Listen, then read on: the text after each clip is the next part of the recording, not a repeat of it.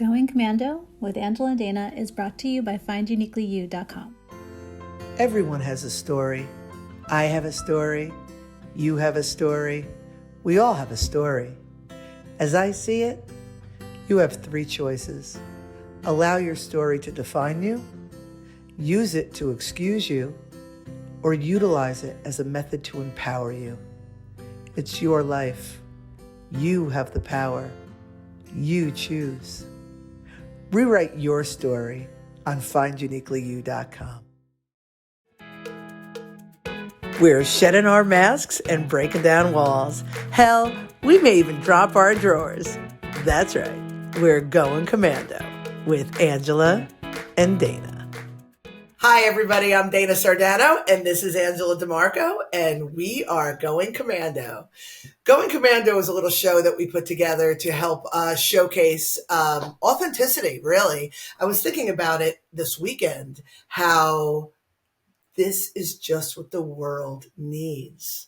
People just talking about what they feel like talking about and being who they feel like being without forcing any kind of agenda or masking who they really are, and just being. And Angela and I like to take an opportunity once a week to sit down and just be who we are with each other. And we hope that you join us in doing so. So, morning, Angela.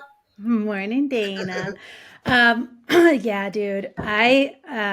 I find it harder and harder to when I do like authentic things, like on posting, right? If I'm doing content, I'm just like ranting or saying my piece. Very, very, very few people get involved. Very few people comment. But if I post a picture of like my garden, or I post a picture of like, just something that's not like here, it's like it seems like people Superficial. are afraid. Yeah, it seems like people are afraid to engage with that part of themselves, because that's all I'm asking people to do, is to engage with that part of themselves. Like, here I am, let me take my shirt off, going commando. Like, here's all my warts and all the stuff that I like, I'm being vulnerable, and it gets very little interaction, which is frustrating, because as a founder, it's really, really frustrating to not get the help. Like, I'm putting myself out there like, hey, okay, everybody's like, oh, get help, get advisors, get mentors, get whatever. I gotta tell you, sorry. We talked about this a lot, like for years. I'm got the gallery, put my artwork out. You know what I mean? Again, I'm very, very upfront, very full frontal, and like I'll do like this whole thing about a painting I did and where it came from and the message and crickets, crickets, crickets, crickets, and then one Randall will be like, "Your hair looks great." But you know what that made me think of? When actresses are being interviewed. Because we think of actresses, we see the persona that they create. So we say, ooh, pretty shiny lady. Oh, I wonder what she's wearing, because we've been kind of conditioned. And, and so the actress will be up there and she's an artist. She's an actress. She wants to talk about her work. And they're like, so, you look like you slimmed down. Tell us about and she's like, why are we talking about my body? Yeah. What are you wearing? What are you wearing? Who are you dating? It's like, shut yeah. up. She's like, I just shaved my head and went into a cocoon for 6 months to create this role, right? And you're like worried about like the designer on my shoes and like when I ate for breakfast. Like, what the fuck is wrong with you? Okay, that was. We both ranted. It's like, but it's gonna roll nicely into what we're doing here today, So for those of you who watch, all 5 of you, we love you. We are in season 3 of Going Commando, and we're celebrating the season of empowerment. And the way that we're celebrating the season on our show is to share the recommandments from Dana's amazing book, 10 Recommandments for Personal Empowerment, the 2nd edition, if you're looking to purchase it on Amazon, please. Published by Phenom Publishing. Okay.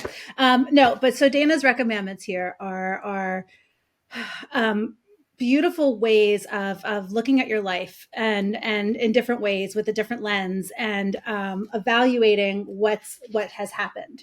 Therapy and outsourcing, as we like to call it, all awesome. It's all about Band-Aids, though, because it's really about getting to the root of the issues, the beliefs, the patterns. And so that's what we uncover during these episodes. So there's 10 recommandments. There'll be 10 episodes of these things. comment below and what you like. But today we're going to focus on the third recommandment. All right.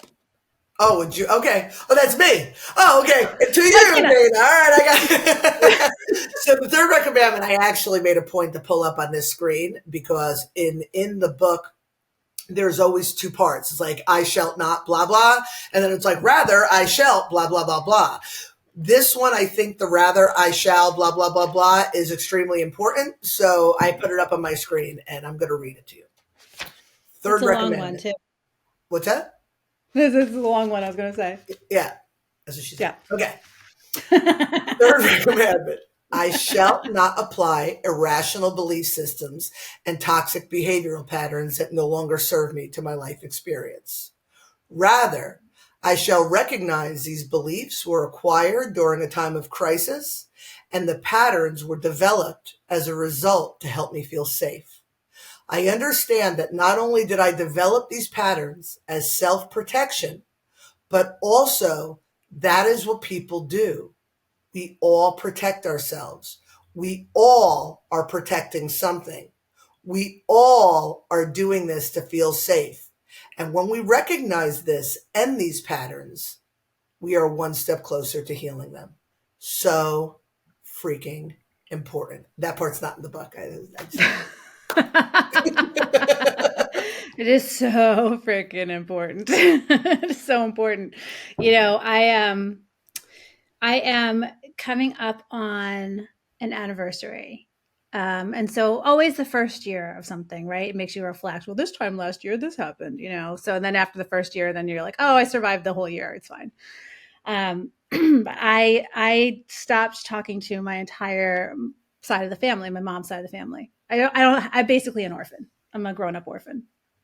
And I don't say this to say like sadness, but it was the thoughts of, oh, but she's your mom, and oh, because of this, and oh, because of that, that I probably tolerated stuff longer than I should have, right?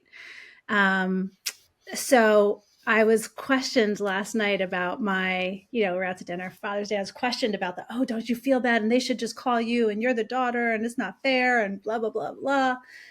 And I'm like, I don't want them to. I'm good. I'm really good. I'm really good without them because I realize that having them in my life and then the things that I grew up with, the not having, I had all my basic needs met.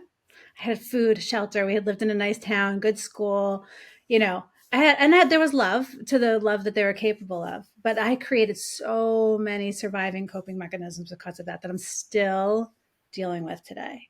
And without having these people in my life, I've been able to step back and say, holy fucking shit, I have never been seen or supported. And that is the root of all of my shit. That I've never believed that I could be taken care of. Isn't that crazy? Isn't it crazy? It's fucking crazy, dude. And I do something in the book, specifically in this recommendment, that I write down. I do this in my workshop also. And when I work with people, I do this all the time. But what I do is I take a belief that I developed about myself in childhood based on my experiences. Any belief. I want anybody who's listening or watching to take a moment and ask yourself, what do I believe about myself? Anything could come up. I remember in my 30s, the only thing that mattered to me is that people think that I was powerful, but not in but like that I could overcome. Like, you know what I mean? People understand no matter what the circumstances, I was going to overcome it, that I was powerful. And I remember that was the most important thing to me, no matter what it is. Oh, I'm sick. Oh, my leg's falling off. Oh, I'm bleeding out the eyes. I got this. I will overcome. But I never questioned, where did that come from? Where did that come from? And then when I traced it back to, infancy, but back to my earliest memories, that was something that I had to do as a child. And it became where I don't want to get into all the developmental stages and all that, but it became where I took pride and how I felt safe because I knew that I could overcome. So my patterns in my life always reflected that belief about myself. So take a minute and think about what is a belief about yourself. So I want to share one that I had since childhood, and this is the one that I share in the book, one of the many I share in the book, that my needs do not matter, right? My needs do not matter. I believed it because all of the adults in my life behaved in a way that led me to believe that. Listen, this isn't like a cry in my beer thing. This is just the child version of me's perception, right? I had an older brother that was the golden child and, his needs came first. My needs did not matter. So there were so many patterns in my life that were developed based on that one belief. And in the book, I go through 10. It's as simple as being in relationships where I feel like I'm getting the short end of the stick. Always having to work harder to get my needs met. Taking the back seat in situations, accepting shit when I can have something wonderful. My needs did not matter. And then you see it in all these patterns. So we, without having this understanding, this perception, this understanding that our beliefs create our patterns and our patterns create a reality. Without the understanding that we develop coping mechanisms to get our needs met that vary and alter depending on the complexity of the situation or our own developmental growth, but they're the same coping mechanisms, they exacerbate or perpetuate these patterns. Make sense? If we don't realize that, we go through life thinking everybody else is fucked up. Well, my first husband, what an asshole. Oh, my first husband was abusive, and my first husband was this, and my first husband was that. Well, let me tell you something about your first husband. You never would have been with your first husband if you weren't in alignment with that, if you didn't think you deserved that.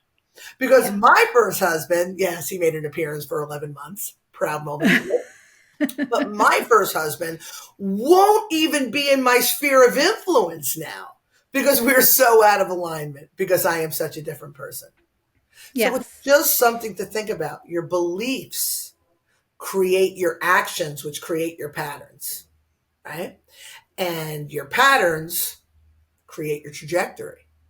And until you're willing to look at that, nothing's going to change for you. I mean, let's just be honest. It's called space. Yeah, no, it's true. Cause you can just, I'm in couples therapy with my husband, going commando. And,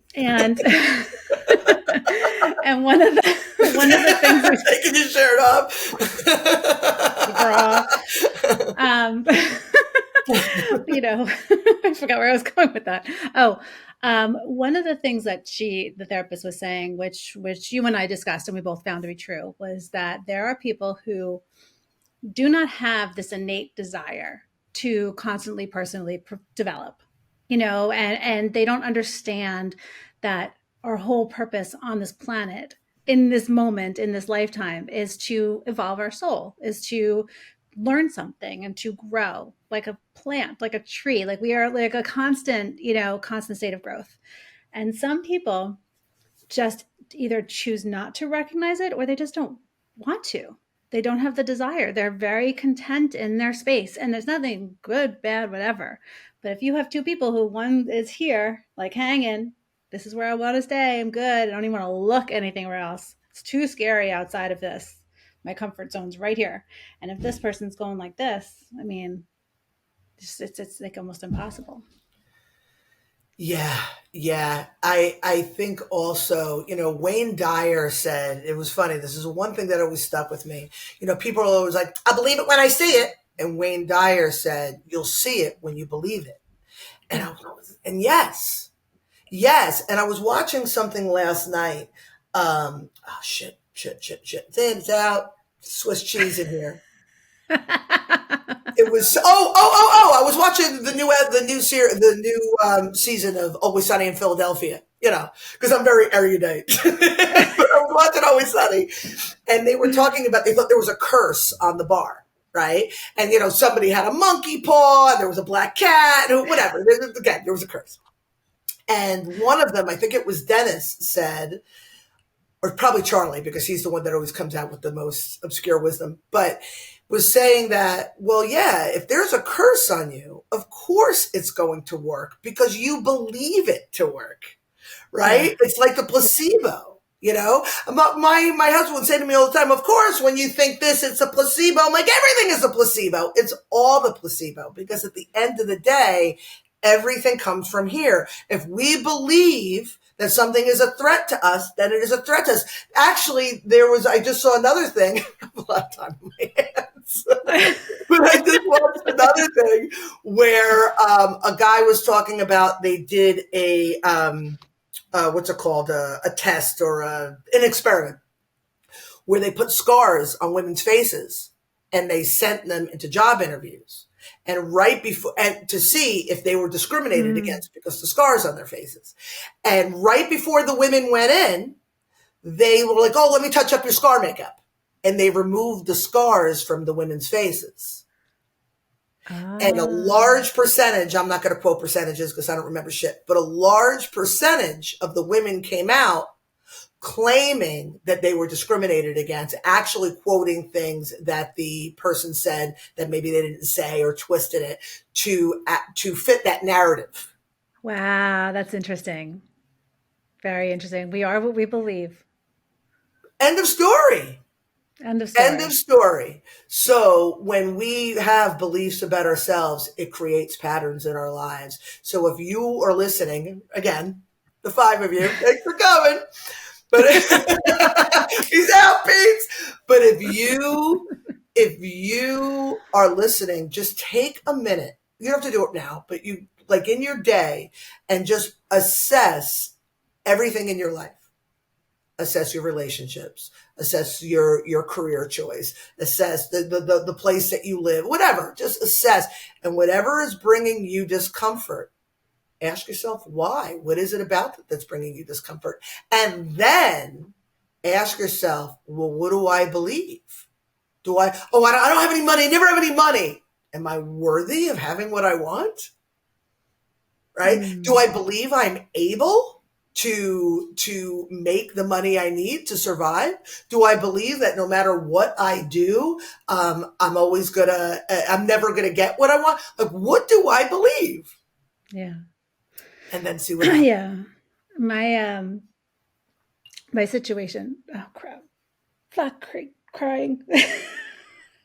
You crying? I hate crying. No, I'm not crying. You're crying. What are you talking about, man? Crying is the best. It's the best. Do it. You cry. You're a baby. You cry like a baby. You're such an asshole. Don't cry, baby Angela. Don't cry. Oh, fuck you. Come on, be honest. Commando, tits are out, man. Do your thing. Oh, God, seriously. Okay. Because I grew up with a mom who just gave me the basics, like not the, like the best she could, right? But she was divorced from my dad by the time I was 2, and by the time my brothers were born, she was on her 3rd husband, and it was just like a lot of stuff, and I was just carted around, and my needs really did not matter. I was basically ignored, putting pennies in sockets, like you flipping cribs, getting attention, walking across streets. And I've always, the whole thing was, I remember if there was like a heavy basket, someone would be like, oh, how are you going to get this? Oh, Angela will carry it. Oh, Angela will do it. She got it. That was my thing. I got it, right? So there's no worries about me whatsoever, right? I had no one to talk to about feelings, no one to really be there. No one asked me, no one paid attention. So my whole life, I have had to fight for attention. And in my marriage, and I'm whispering because everybody's home right now, it's the same thing. I have everything I need. I have the love. I have the shelter. I have the beautiful family. From the outside, we look amazing. But I don't have, I'm fighting. I'm fighting for what I need, which is support, which is companionship, which is a partnership. It's, because of how I grew up, I believed that this was enough. And I didn't recognize this. This was, I got into the marriage and I was like, wow, this is awesome. But there were the signs, of course. He takes care of himself, I take care of myself, and we're in a transactional relationship. There's love and there's friendship and all that good stuff, but because I didn't have that in my life, I didn't know that I was missing it. And then when you and I are like, God, you're like my sister. Don't bring me into this. You're not the reason. No, but you have showed me what true love is. We are there for each other. Like there's nothing you could do or say. Yeah, we'll yell at each other, we'll get into fights because we love each other so much. But I have never had anybody have my back like you do. And now that's all I want. That's all I want. Don't bring me into this. I know. And honestly, it's really, we're talking about how we push our needs onto our kids, right? And we have to be really careful when we're disciplining them and stuff like that. And Maddie's going off to college in September, August. And she's the one who I walk down the stairs and goes, "Oh, you're so pretty, Mom," or "Oh, the food was delicious, Mom." Like, I'm not going to have any of that. It's all going away when she goes to school. And that's not okay. Okay. So I am laughing and joking because this is how I cope with discomfort. Oh, look at that accident. Look at that train wreck. I told you, I went down the stairs and my entire family, we needed stretchers for them. They were laughing so hard. This is what we do. This is what we do. The Sardanos are assholes. This is obviously we're commando, but more of this is for conversation later. But I know what you're going through, and I get the pain of you didn't know, so it didn't matter. And that's what we're seeing in the world. I remember I didn't have children until I was 38 and 39. I mean, I skidded on 2 wheels into 40 with a newborn. But prior to that, I had people that I worked with that were like, somebody's trying to get me to freeze my eggs. And everybody's like, you need to have children. And I remember saying all the time, listen, it would be nice, but like, I don't have kids. I don't know what I'm missing. I don't know. I could raise puppies and travel the world and be fine. But now that I've had children, holy shit, even the thought of having my life without them is incomprehensible. And I also used to joke when my kids were little because I didn't want them to have the struggles with weight that I had. So I'm like, I remember when they were babies, I'm like, I'm not even going to tell them what chocolate is. I'm going to tell them it's poopy because if they don't know what it is, they never, and like, but it's this idea, what you don't know until you know it. So people are walking around going, my life is fine. Everything is fine. Everything's fine. Everything's fine. Like, what's the problem? Everything is fine. But we're also not asking ourselves, and this is the important question, what do I want? What do I want? I remember what you wanted 2 years ago, out of everything, out of life, it's completely different than what you want now. What I wanted 2 years ago has shifted.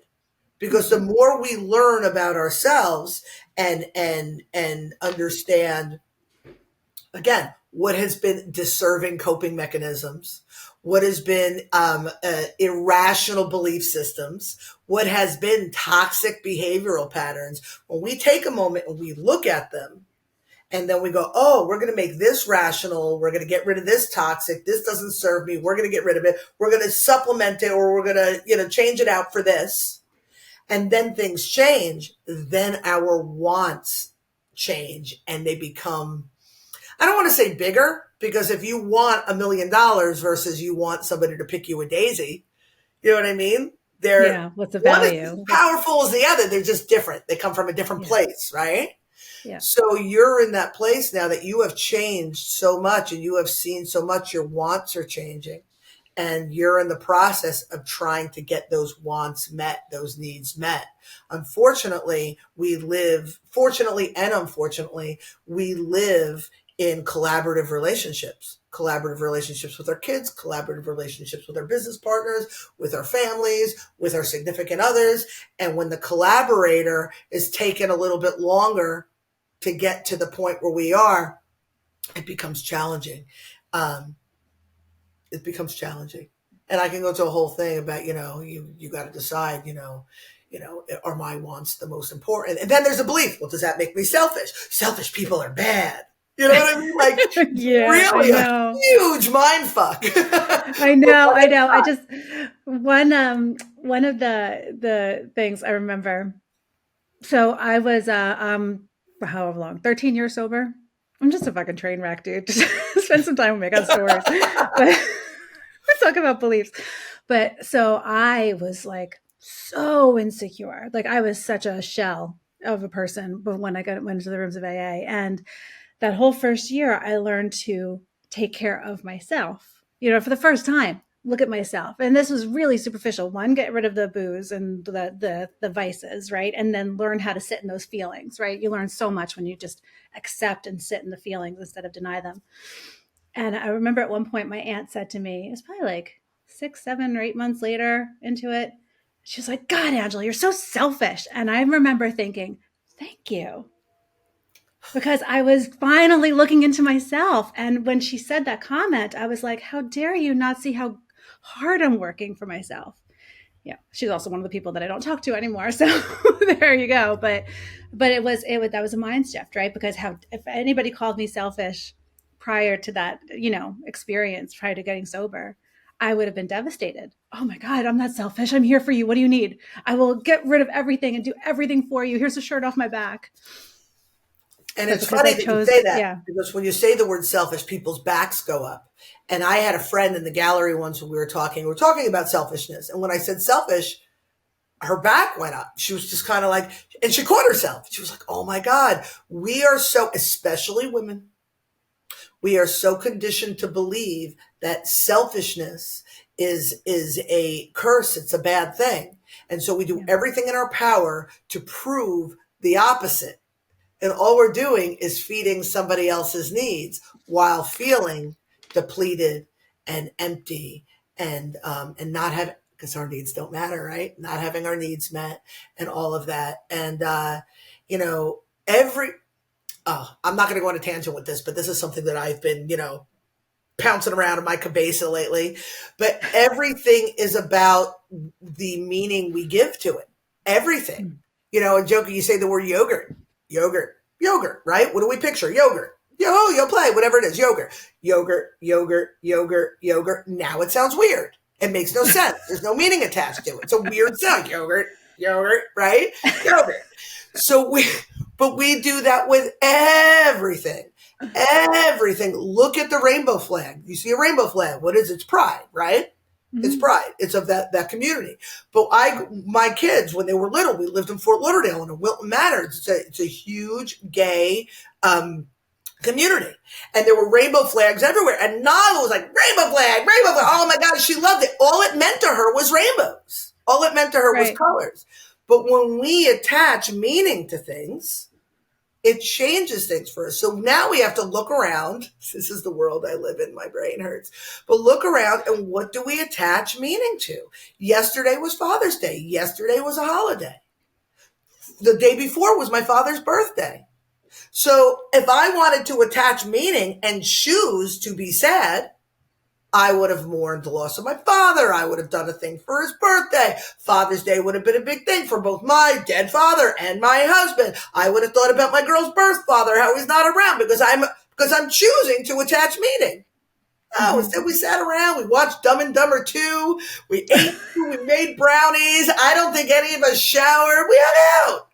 Perfect day. It's a perfect day. There was no obligation because of the meaning we attached. So it's just something for people to think about. What are we attaching meaning to? What do we believe? What are our patterns? What serves us? What doesn't serve us? And start questioning shit because we stopped doing that. Yeah, no, it's awesome. And, this work, it's sometimes your mouth sounds seem complicated because it's overwhelming. It's like, yes, I want to feel better. How do I feel better? What's the pill? Give me the quick solution, right? And for anybody that wants to dig in deeper, one, buy the book, 10 Recommandments. This is not necessarily a book, but this is a book. But the Dana, the way she does it in the book is just like we're talking today. She just tells her stories and she gives the guidance, and then you have it in print so you can read it and reread it until it makes sense. which I had to do with the steps, by the way. When we were going through AA, I got to step 3. I'm like, I don't even know. I was like, I don't even know what that means if I did step 3 or not. And then one day I'm sitting in a meeting, I'm like, oh, like it just hits you, but you got to hear it over. So Dana also teaches workshops, live workshops. We've got an on-demand workshop coming up, help you get through this stuff and make one small stride. And once it's like a formula. Once you kind of like can learn the formula, each recommandment basically is a formula, and you can apply it and you can scale that formula because it applies to every single belief in your life. So to put it in my terms, like the 12 steps. When I was quitting smoking, I used the same 12 steps because they ask you the questions. Okay, what do I want in this moment? Why do I have this need? What is going on? And it has me look at it, So this just basically gives you formulas. So it really helps to work with Dana directly. So go to finduniquelyyou.com and learn about connecting with Dana. I'm doing all your plugs for you, by the way. I know, I'm all like... I'm so impressed by you. Dana, if you go to ubuntufishgallery.com, and Ubuntu is UBUNTU, ubuntufishgallery.com. That was for the listeners. That you can work with Dana directly on intuitive guidance. She does virtual and live guidance. She can help you through navigating all this shit. She like untangles your spider web so well. So there's all the plugs for today. Thank you very much. And just hot tip, it's all formulas, patterns, and cause and effect relationships. That's all it is. Like, that's all it is. Like, we got all this other stuff that's, the bells and whistles, but when you peel it back, patterns, formulas, cause effect relationships, just figure out what yours are. That's all it is. So thank you, Angela. Thank you for saying nice things. And, I'm glad you cried. You need to cry more often. Oh, I've been crying all weekend, dude. Good. It's been a rough one. Let it go. Yeah. I'm going to Christian's pre-K graduation. Oh, you're going to be a train wreck. I'm going to be like, people are going to be like, wow, you're really upset about this. I'm going to be like, yeah, it's really sad. with my family. So yay. Okay. Thank you. Until next week. Happy Father's Day to the fathers out there. And to Papa Jojo. JJ in the his. Goodbye, everybody. Thank you for watching this episode of Going Commando, Season 3, 10 Recommandments. We're so excited. Please subscribe to our channel so you too can become empowered. Going Commando with Angela and Dana is brought to you by finduniquelyyou.com.